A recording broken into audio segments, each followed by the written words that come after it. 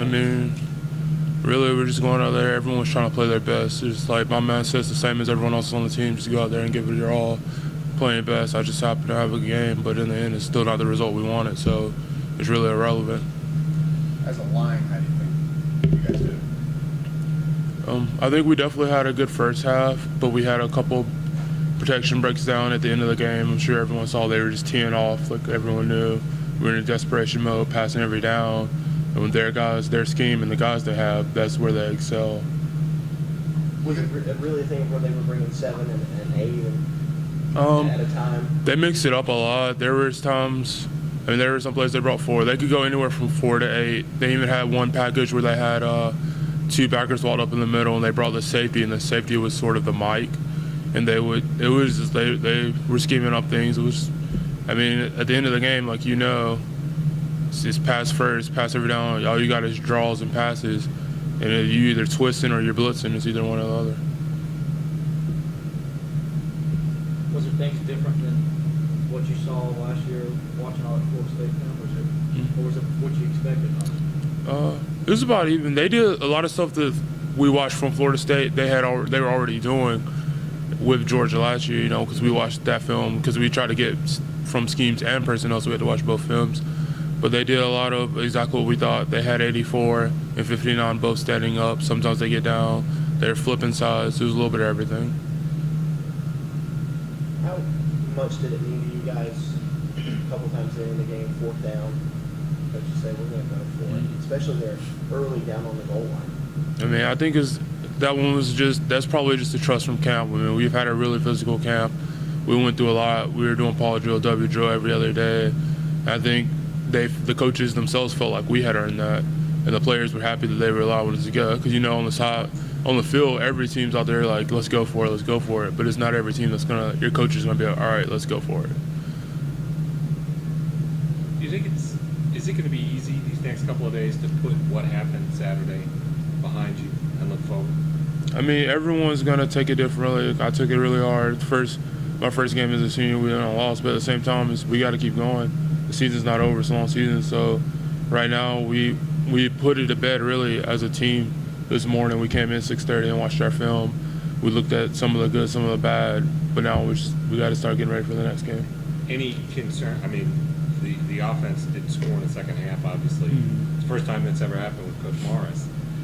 Did he let you guys know about that and just making sure that the production has to be there? Mm-hmm. Yeah, we came in. What we always do is at 6:30 we came in and we met as offense first, and we went over like the overlay of things, like what happened.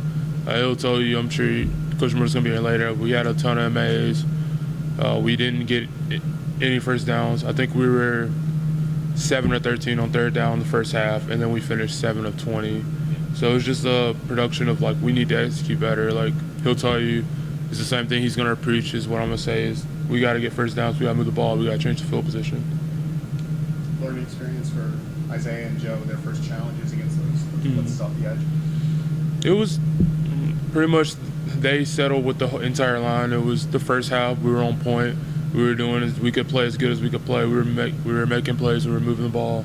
In the second half, like those guys are in a different element than we're at. Like I'm at guard, and we got the other guard in the center. We're kind of in a mess. Like we break down. Luckily, I can just push my guy into Norton or something. Those guys are on the edge, and it's tough. Like if they get hung out on the edge, I can't help them there. If they come inside, I'm there. But tackle's the only position on the line where you're really on the island. Maybe a small thing to some people, but how much does it mean to get David Beasley back this week and know that he can be a part of the rotation?